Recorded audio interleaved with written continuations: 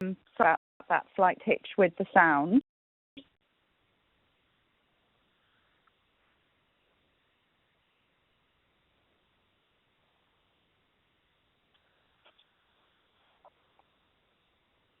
So welcome to today's IAB Europe webinar, which is specifically at the trends in programmatic spend investment across Europe. It follows from our Road to Programmatic webinar series. The recordings of these are available on our website if anybody wants to catch up with those. In today's webinar, IAB Europe's research partner, IHS, will give key findings of the IAB European Programmatic Market Sizing Report.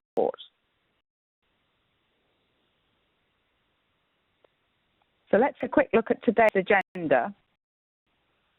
So with the sizing report from Eleni Maruli, who's a senior analyst at IHS, and take a look at the UK programmatic market, David Frew, senior programs manager at IAB UK. We'll take a look at the Polish programmatic market, the Italian also, and then we'll have a panel discussion. So let's just take a moment to ensure that everyone's ready and familiar with the webinar control panel. So you should see a control panel on the right-hand side of your screen. You can access this panel by clicking on the double arrow button in the upper left-hand corner. You can expand the panel by clicking on the same button. And just take a moment to practice that. You can see there's a chat panel and a Q&A panel. So submit any technical queries to IAB Europe via the chat panel, and submit any questions for our panelists or today's speakers via the Q&A panel, and we'll store those up for discussion at the end. To help during the session, you raise your hand by clicking the red exclamation mark icon just at the chat panel. So clear, the technical issues are submitted to host in the chat panel, and the questions for the speakers, Q&A panel. Thank you to our today's presenters. Now the questions from UK, Poland, and Italy. And speakers from those markets are going to be joined by Sally Silver, who's Chief Digital Officer at Amplify, Simon Halstead, Head of Digital Development International at AOL, and Mike Green, who's General Manager Supply Chain, Audience Science. I'm going to hand over to Eleni, who's going to talk about the findings of the programmatic market sizing. Well, Eleni.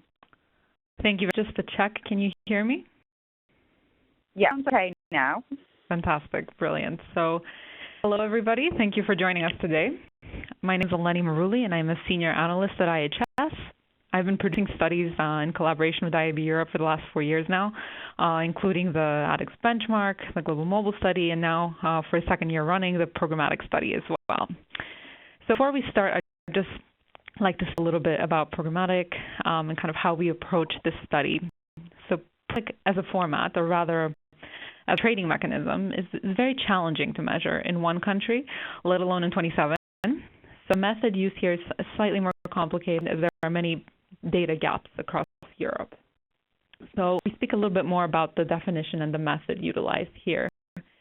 Any buzzwords in the online advertising industry, PERC has been employed abundantly, but only with little clarity in Europe. So in the study, we have tried to use the most inclusive definition to comprise all programmatic mechanisms, so auction-based, like real-time bidding, and fixed price, like something like automated guaranteed.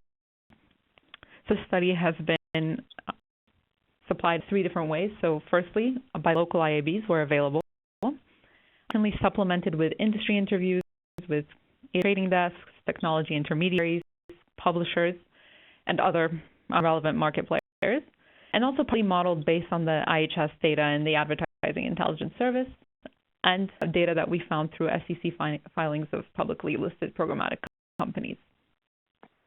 So in 2014, the European programmatic desktop display market reached €2.9 billion. And to put this in context, this is a level that is approaching the European radio advertising revenue. And we expect actually in 2015 for desktop display programmatic to actually surpass radio advertising revenue. Desktop display programmatic revenue grew 57.6%, as you can see here on the graph, from the previous year, which is a growth rate really still indicative of an emerging format, despite the already large size of programmatic display. And this was still mainly driven by economies of scale. So display is mostly standardized. All the formats makes it very viable, and it's easy to transact in an automated programmatic fashion. And so desktop display is very much volume-driven. And in particularly in Northern Europe, this is also aided by the continued expansion of private exchanges, where publishers enter the programmatic space through controlled, often invitation only, and sometimes fixed price model. And desktop display, this is where the majority of the ad spend is concentrated, and where we expect the continued growth in display to come from. It's going to be one of the key drivers of this advertising over the next two to 3 years. So mobile display. Display was the fastest growing of all the programmatic formats in 2014. It grew 240.2%. And again, just to put some context on the number, this is already the size of the entire cinema advertising market in Europe. So quite a big figure, especially looking at the growth year on year. And real bidding and programmatic buying on mobile started later than in desktop. So it did around late 2011, early 2012. Desktop display is linked back to as early as 2007 with Invite Media, for example. Already a significant source of income for many mobile advertising companies.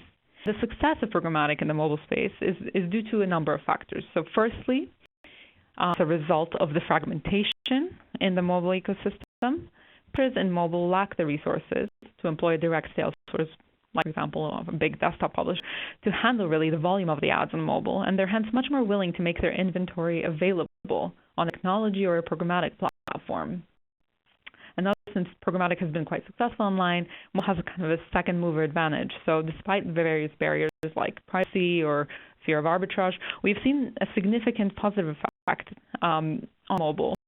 Based on simply the success, I mean, we saw the numbers on the previous slide in desktop display advertising. So mobile publishers are less reluctant for desktop parts where in 2012 in participating in programmatic.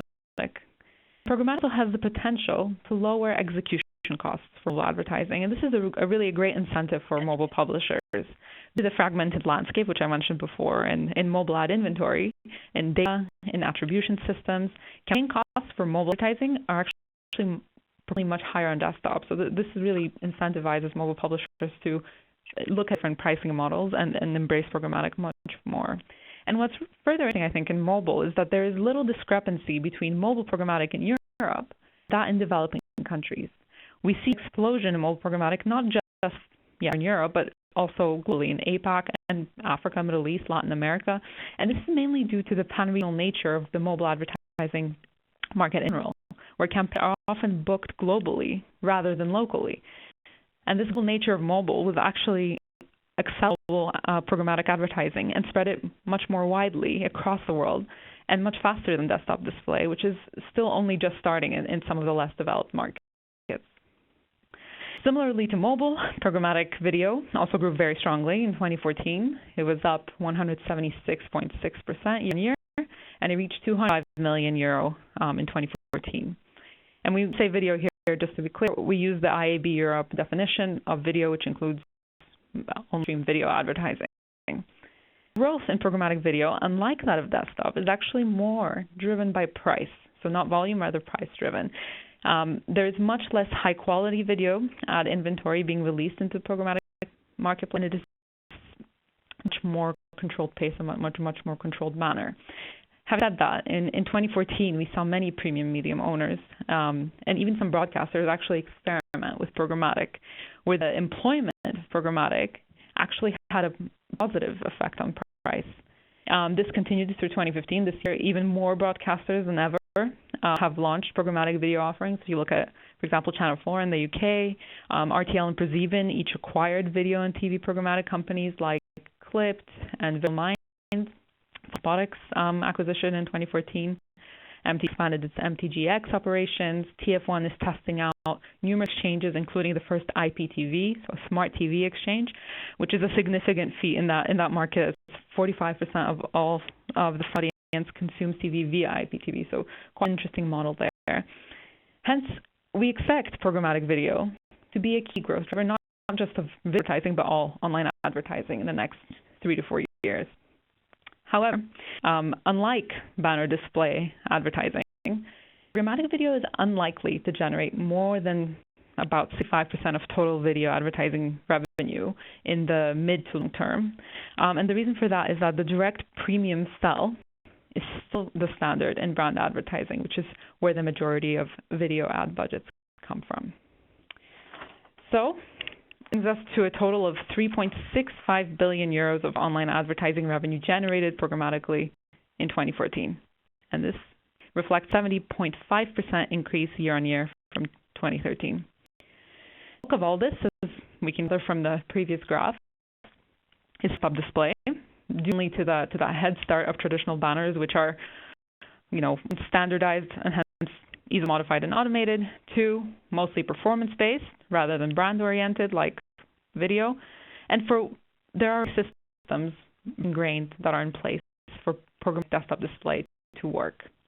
There's a lot of consolidation and centralization of desktop display programmatic, both on the demand and the supply side, with many companies actually serving both sides. And we expect to see more of that going through, and this number to continue to grow. Mobile display grew the fastest, and as more display advertising actually moves to mobile, we expect mobile to increasingly reflect that mobile desktop divide in non-programmatic advertising. So we will see that orange bar on the chart growing further and further. Mobile is already a major part in all tech superstacks. Look at, for example, Facebook, Google, Yahoo, Twitter, with the acquisition of Mopub a couple of years ago, AOL with its acquisition of Millennial this year. And this will further accelerate the mobile programmatic ad revenue going forward. This is still the smallest, due to that limited inventory available, as I mentioned before, but as more premium content becomes available, programmatic will benefit from that in price, and it will push that revenue up. In terms of total online advertising revenue on this chart, desktop display commands already almost 40% of all European display revenue, slightly low for mobile at 27.3%. And as mobile takes a more significant share of display advertising, we expect the mobile and desktop display share to come closer together. Still behind, although this year, for the first time, double digit at 12.1% of all video revenue. But we expect this actually to grow to almost 50% in the next 5 years as more and more premium media owners bring on their inventory to be generated programmatically. This will be done in a very different way to that in display, where open auction is much more prevalent. Programmatic has been and will be grown in a more controlled private exchange environment, particularly in the broadcasting sector. In terms of the geographical concentration of programmatic, it's no surprise that the majority of the revenue is still concentrated in Western Europe. Of the 3.65 billion, about 3.4 billion was generated in Western Europe, so about over 90%. But it's worth noting here that even within these categories, there are large discrepancies among countries. So, for example, in Western Europe, the UK and Netherlands are by far the most advanced programmatic markets, already generating the majority of their display revenue programmatically. Whereas in contrast, markets like Italy or Germany are still in more nascent stages of adopting the streaming mechanism and make up a smaller part of the Western European total. And similarly, in the CEE region, for example, there are markets like Poland, which tend to exhibit characteristics more representative of the Western European markets. And a lot of interesting developments there as well, which I'm sure Arthur will touch upon later. So on that note, I'd like to thank you for listening, and I will hand over back to Alison. Lainey, that was a really great insight into the overall market, mobile and video, and the drivers for that, and some likely future outcomes. So now we'll hand over to David Frew, who is the Programs Manager at the UK, who's going to talk about the UK market. Over to you, David. Much, Alison. Yes, as Alison said, I am David Frew, the Senior Programs Manager at the IAB UK. I look after our entire programmatic work stream, And one of the projects that he put together in the last 2 years was the media owner sales techniques. So this is a study that follows on from our annual ad spend, looking at the year before, and the total UK display market was worth 2.2 billion. And, the first thing we did was to put together an agreed upon definition. So just as Eleni said, it was the widest acceptable definition that everybody could agree upon. And took this out to our members. And you can see on the current slide some of the participants who were involved in this. We worked with a research company called MTM London, and they put together a matrix. Let's move on to the next slide. The matrix shows the additional selling methods on the left-hand side. So direct sales is what has typically been the way to trade media, and the networks on the left-hand side in the bottom corner there was the indirect method. And on the right-hand side, we broke down between programmatic direct, where we are looking at private marketplace deals between person sellers, and then the programmatic indirect side of things on the open exchanges. Now, each person who was involved in the study there then classified their media into that matrix. And the overall result was that of the 2.2 billion media display marketplace in 2014, 44% of that was being traded programmatically. Now, this is a rise from 2013 of about 17%. So you can imagine with this kind of trend that the UK place has indeed gone past 50% in 2015. We can go to the next one. Yeah. So that breaks down as follows, and this is a top line for the UK marketplace. In the actual study that's available on our website, we have that broken down by online video, mobile display, and desktop display. But we're seeing very little difference in terms of the changes in direct sales, and a lot of the inventory is coming out of the networks. The program direct and indirect side of things have gone up very healthy, and we think this is going to continue well into the next 3-4 years. The final slide. We anticipate that mobile, which is the blue line there, will continue its incredible growth, following a lot of the same factors that Eleni covered off already, to hit about 90% by 2018. We're in the same stagnation in terms of how much video inventory is available in the marketplaces, but eventually people will twig onto the fact that this does drive efficiency, it does increase CPMs, and desktop display will simply continue at its current pace there.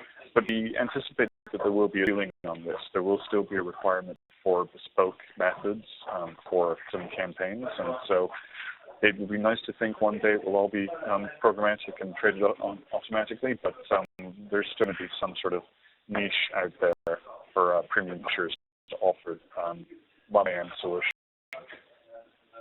Thanks. Thanks, David. I should add, whilst we're getting our market perspective, I should add that all these market presenters, so David, Arthur and Michele, they're all members of the IAB Europe Programmatic Committee. So it's thanks to their efforts that we put to the annual programme of work IAB Europe follows on the programmatic market. So that includes research, this decising research, the attitudes to programmatic survey that no doubt you'll have seen earlier in the year, and this series of webinars. So let's hand over now to Arthur to hear about the Polish market. So Arthur is CEO of NetSprint, the IAB Poland Programmatic Work Group as well. And this is the first time we've had an insight to the Polish programmatic market in one of the webinars. So welcome, Arthur. Can you hear correctly? Yeah, that's fine. Thank you. Okay. So I'm happy to share with you some results of our research. We had a work group in programmatic work group in Poland. And as it was stated already, if we can move on with slide, programmatic is growing rapidly in Poland, probably with much lower basis than in more developed markets, but what we are experiencing now situation where we are catch up. According to our latest study, which took place in July 2015, 90% of respondents already told us that they invest in programmatic, which is amazing result. Probably even there is some overestimation in that research, but still this is clear sign that everyone who is responsible for marketing budgets in Poland is already considering programmatic as one of the most important channels to buy media. And we spend a lot of time with the group and trying to assess the size of the market. And if we can move on further on, this is kind of difficult to assess it precisely, and the number I'm showing here definitely are probably a little bit more conservative, but we can be sure that the growth is, as it was mentioned earlier, very high. It's definitely three-digit growth. And at the moment, we think that the size of the market is at the minimum 40 million euros, which is 13.1% of total spend on display advertising. So still, it shows that there is some space for further growth, in probably higher pace than on the market. What is very important is we already have a whole ecosystem and healthy ecosystem with both buying side and sell side, and it's also very important that it's not already programmatic in Poland. It's not already about selling unsold inventory. It's much more about reaching per audience or just saving time and having all operational benefits that comes programmatic. And this is very clearly visible in searches.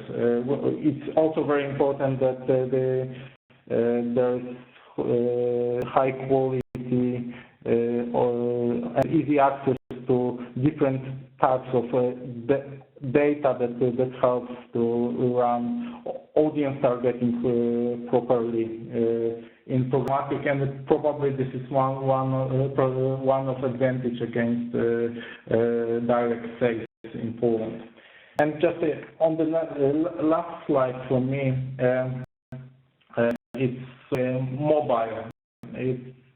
So there is in Poland a challenge with monetization of mobile inventory, and programmatic is one of the best answers already known, and that's why the share of mobile is growing from 12% in 2014 to around 18% in 2015, and probably with new inventory and with growth of traffic in mobile, and also with native ads formats that are going to come in near future, the growth might be expected even higher. So I would assume that mobile will take much more than it is today. So that's it from Poland for now. Thank you. Thanks very much for that insight into what's happening in Poland. Now we're going to hand over to Michaeli Marzan, who is CEO of Teads Italy, Vice President of IAB Italy, and also working with us in our programmatic team. So welcome, Michaeli. I'm looking forward to hearing about the Italian market. Thank you, Alison. Hi, everybody. Hello from Milano.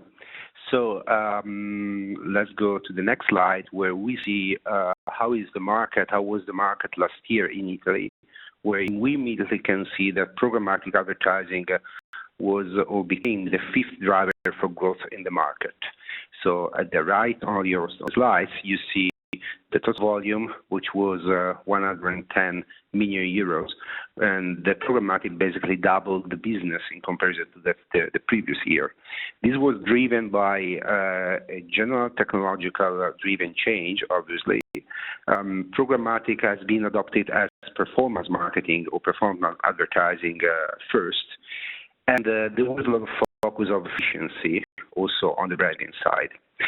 What does it mean in terms of, you can go on to the next slide, okay. What does it mean in terms of year-on-year growth? Interesting to see that the very quick development of the programmatic advertising, which was basically close to zero until 2012, and then it jumped to 50 million and to 110 million in 2 years, representing the 10% of the total display advertising. And from this point of view, for display is research, we consider banner, video, and also social. On the next slide. And let's take a look a little bit closer to the programmatic, to this 110 million of last year that represented, as I said, the 10% of the display advertising. Between the 15 and 25% was managed in private deals, and the rest, so the majority in the open market, which is also confirming the major usage as a performance-driven channel. It's slightly changing now. We can go on the next slide, where we are just closing in these days because next week there is an important event in Milano. There is the IAB Forum on the 1st and 2nd of December, and traditionally we present the efficiency of the internet advertising spending during the year. So you can immediately see that the total business is again doubling this year. So jumping up over 200 million, it could be around 220 million. And traditionally, we do the fine-tuning of the figures at the beginning of the next year. But very interesting to see that the share on the total advertising is also growing. So it's really ramping up as expected, generally speaking, in a market which is the fourth market in Europe, representing last year 2 billion euros, and this year roughly 2 billion and 100 and something euro. So as the last slide, I think there is the last but not least, which are the highlights and the lowlights in this market with regards to programmatic. The first point in the highlights is what I have already said. So it's doubling for the last 3 years, which is really a promising trend. Programmatic video is growing more than banner. That's also a link to what we saw before from IHS. And since this year, since 2015, programmatic has been adopted to reach goals also for branding. So we see definitely big players really managing almost everything on programmatic, also for the branding activities. There is availability in terms of premium inventory, going beyond the unsold and the low-cost ad spaces. And all users are offering services around programmatic. And the data-driven advertising also started well. It's been adopted by some key advertisers. I could mention Sky, I could mention Wind, I could mention Fastweb. So big telecommunication and utility players that are really buying through programmatic, using the data as a source of decision. On the contrary, which are the lowlights or the space for improving? I can say that there is still a lack of transparency. Oh, by the way, this is a kind of concern from the buy side. So how is the value chain? Which are ad spaces I'm getting? These are the most frequent questions that are raising in the market, which is also quite normal, I would say. And data-driven advertising has not been applied as a major added value on top of media trading techniques. So this is also something that in the medium term can represent a space for growth. It is obviously a quite important topic. There is sometimes the assumption that programmatic is not delivering the right viewability, while on the contrary, we know that in programmatic we should theoretically be more capable to measure things. There is, by the way, also a need for stronger standards on viewability. And last but not least, this technological transformation, which is coming from the programmatic, is sometimes clashing in front of some local barriers, such as the language barrier or the cultural barriers in terms of change management and whatever. So again, I invite you next week in Milan if you are around for a big event.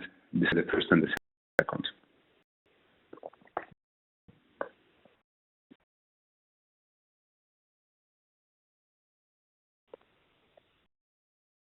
Thanks, Michele.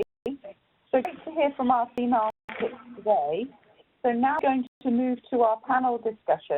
So before I invite our new panelists in, I'm just going to ask Elaine a quick question about digital resilience to economic changes. So we've seen constant growth from digital over the last 10 years. What is it about digital advertising that makes it so resilient against turmoil that sometimes we see from an economic perspective in the market? That question, and yeah, you're absolutely right. Online has actually maintained double-digit growth since 2010, which has been remarkable given the economic environment in Europe. So the reason for this is that firstly, online is a much more performance-driven format. So performance-driven formats tend to do better in recessions or weak growth years. And in fact, actually, sometimes we see an acceleration in performance-driven formats in macroeconomic turmoil. And the reason for this is that it's a more accurate measurement of online formats than traditional media that allows for it to happen. If you're a CMO, you have a much better chance of convincing your CFO, who nowadays has more say over your budget, to give him more when he can demonstrate ROI. So we'll allocate to the formats that provide that kind of ROI. And ROI is much easier to demonstrate in online than in traditional media like TV or print. So online tends to perform better in weak macro years. And in fact, actually, the advent of programmatic, which is, of course, what we're speaking about today, has kept these budgets growing by improving targeting and by making display more measurable. So we expect programmatic to continue to be a strong driver in online, and particularly during economic downturns. And actually, as we look at some of the half-year data in 2015, we see that once again, display has accelerated its growth due to this programmatic element of its transaction mechanisms. Thanks. So that's a really good point to introduce Sally Silver, who is Chief Digital Officer at Amplify. So welcome, Sally, and I just wanted to get from you a perspective on what benefits you've seen your clients so far of using programmatic. So think broadly, first of all, about programmatic display, and then moving on to mobile specifically. So I think in terms of the main benefits of programmatic that we've seen so far, if we classify programmatic as the application of data and technology in order to make better buying decisions, on one side it has been cost efficiency through that. On the other side, I think it's better insight in order to fuel overall activity and whole connectivity of that. So the charts earlier that showed, I suppose, decline in spend towards likes of ad networks, etc. At this time, as programmatic increasing, what it means for our clients is that there's been a lot of consolidation in terms of the tech that we're using to optimize activity or serve activity, and that means that we've been able to better join their own data, publisher data, or third-party data in order to better influence actually where we're making those buying decisions. And that covers everything, not just in terms of on a real-time bidding perspective, but also from an automation perspective. So it's interesting looking at to where that growth will continue. I think everyone's kind of made the point that so far largely adoption of programmatic has been in a performance space. But actually we're expecting huge growth to come from branding, because in terms of the workflows efficiencies that automation can give, it also allows for better bring optimization in terms of creative executions, etc. And also those things do bring cost efficiency. I don't mean in a pure sense of just lowering a CPM. I mean talking of end goals. So I think particularly display inventory has suffered from oversupply. Actually, better insight into data means that we can be choosier, if you like, about actually which inventory we are purchasing on behalf of clients, and being more choosy, whether that being taking into account viewability or brand safety or different creative formats, etc., means that perhaps the entry price does more, and it doesn't necessarily always make more cost efficient, but it is of more value to the clients, and actually that gives them a better cost efficiency for what they're trying to achieve overall. Into mobile, it's really interesting actually in terms of the growth, because mobile doesn't really have a legacy to overcome. No, in terms of so in terms of online video, for example, particularly in the broadcast space, there's been 60 years of TV advertising, which is now being taken onto different devices, but there's a huge legacy there in terms of the supply and demand and mechanic on which it's been traded, for those 60 years. And turning the tide on that is a huge thing to do, where mobile doesn't suffer from any of that legacy, so actually it is quicker to adopt. But just like to make the point of, I kind of see mobile falling into two camps in terms of programmatic. One is a mobile specific buy, which needs a different approach, and one is mobile being another device on which advertising is served. And I think one of the biggest barriers to the growth in that area is solving the problem that is trackability in mobile, and being able to truly cross-device serve. We're making headway. We have walled gardens in terms of device graphs, but them being walled gardens doesn't help inventory as an overall supply. It's really the nut to crack in terms of being able to cross-device target for mobile, which will really see the growth massively take off. I think that's one barrier.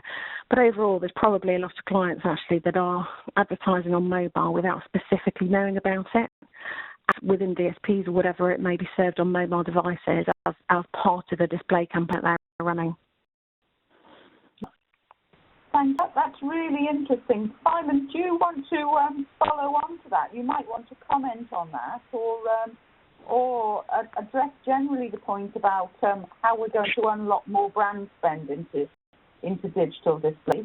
And just to fully introduce Simon, Simon's Head of Demand Development International at SOL. Thanks, Alison.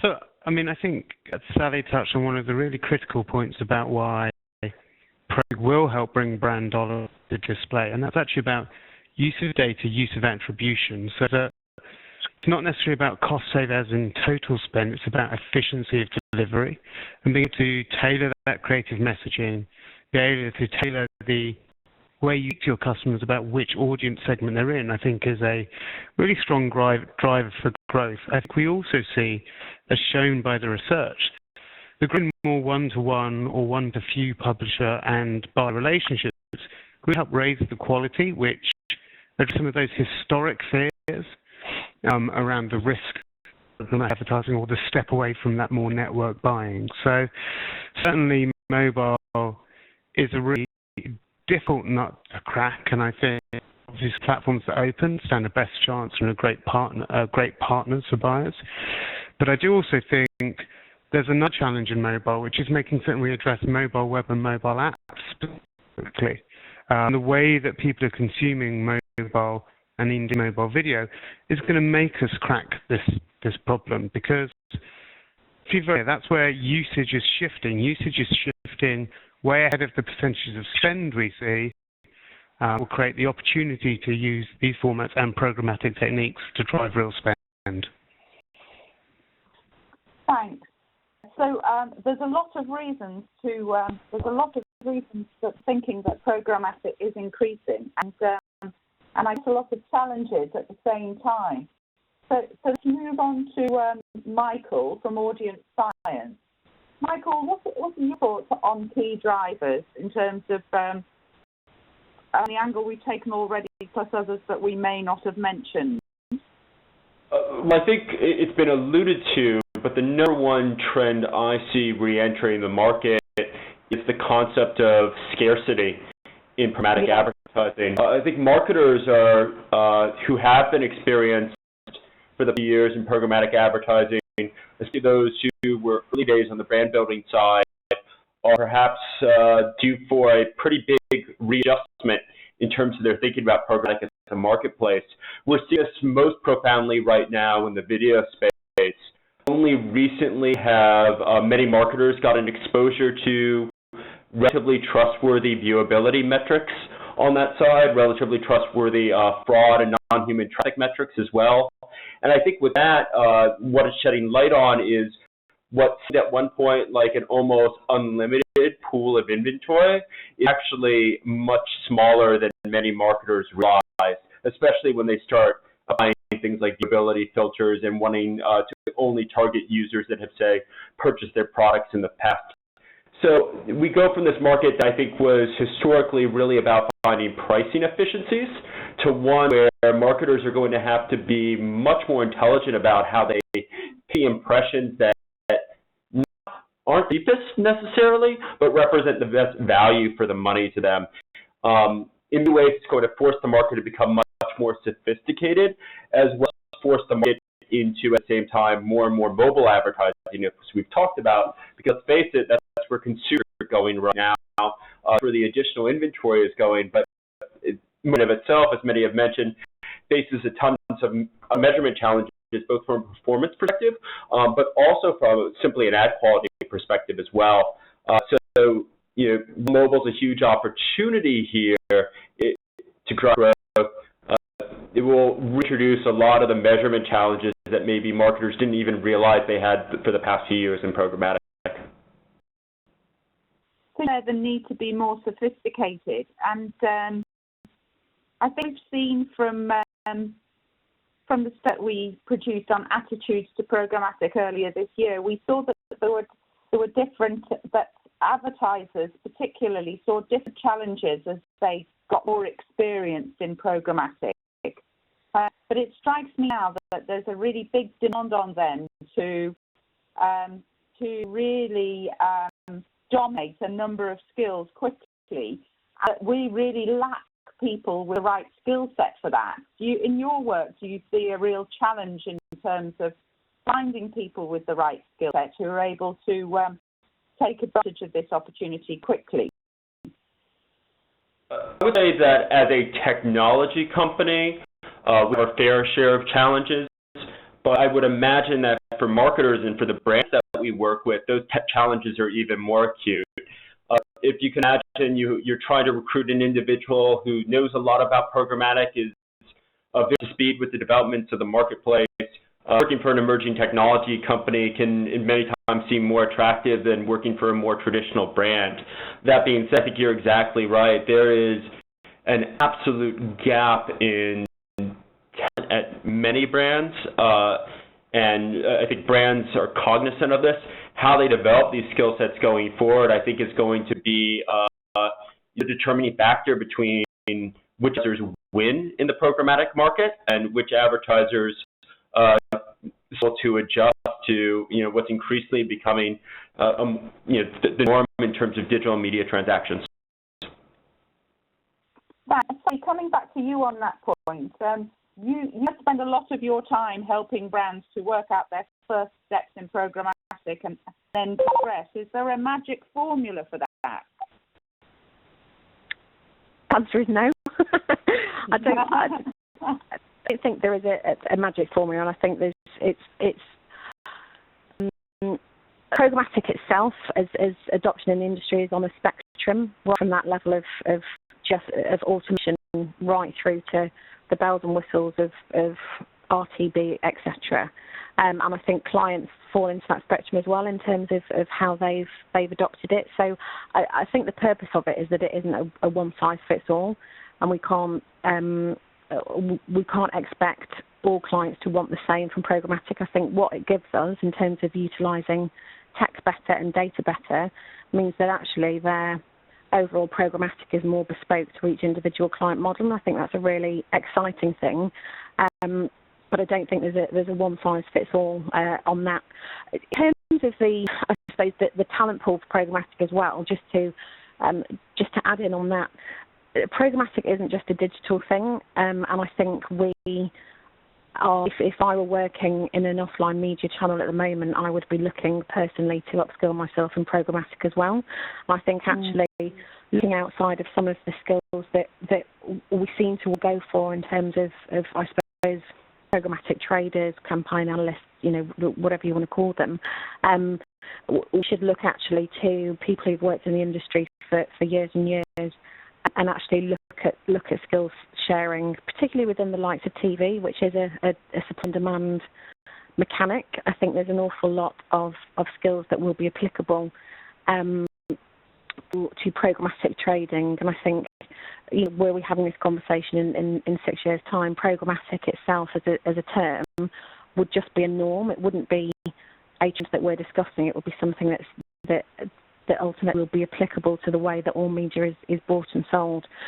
So actually, as an industry, I think there's a challenge to upskill across a wide of media channels in terms of actually what it takes to trade programmatically. And reflecting on that, I think that actually speaks to why the role of an agency remains very critical in terms of helping navigate that space and understand that opportunity, and actually help understand how to reactivate their data and understanding and how to interpret data to drive results, multi-channel and broader channels than today. Those partners can make, the advertiser make decisions about partnering with additional agents or his own or a newer agency or a programmatic specialist. But what is important is that those people are the filter to help them cover that landscape. But clients will have to grow a level of knowledge to assess that skill. And I think that's why broad agencies have really strong roles in assessing all of the divergent technologies that emerge. Simon, so I think let's now have a quick roundup by talking about some of the innovations that people see in the next few years. So let's return to our earlier speakers, David, Arthur and Michele. Does one of you want to give us your thoughts on next steps in programmatic? Sure, I can take a stab at that. I think one of the most interesting things that I've seen in the last few months is header bidding, where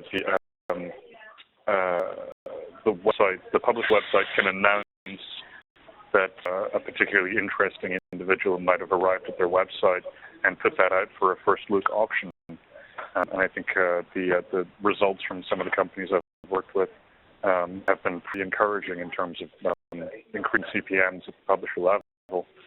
A lot of people are looking into it, and it seems to be the next evolution of how to make programmatic really work for you.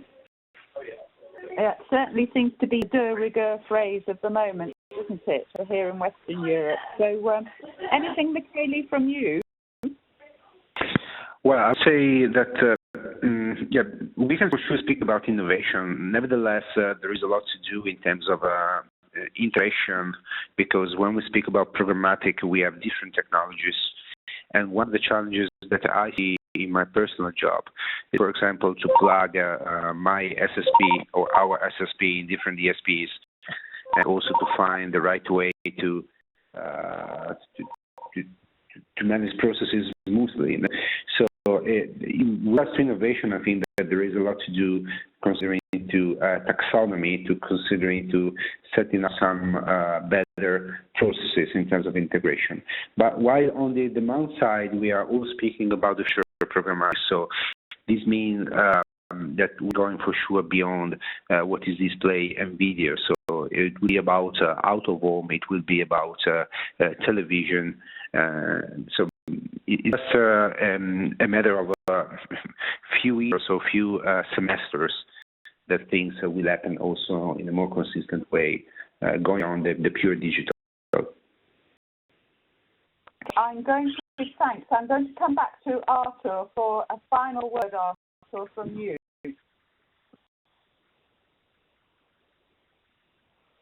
Arthur.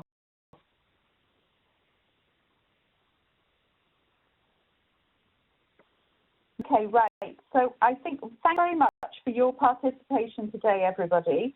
I think I'm going to wrap up there. And thanks very much to all of the attendees for your attention during the call and your Q&As that we've come through, and hopefully we will have been able to answer those as we go along and as we've gone along and via the Q&A at the end. So you receive the information in email as to how to access this recording together with slides, and hope that you'll be joining us again soon for the next IAB Europe webinar. And let me know personally if you've got any final questions for us at IAB Europe, or you're interested in getting involved in our work in any way.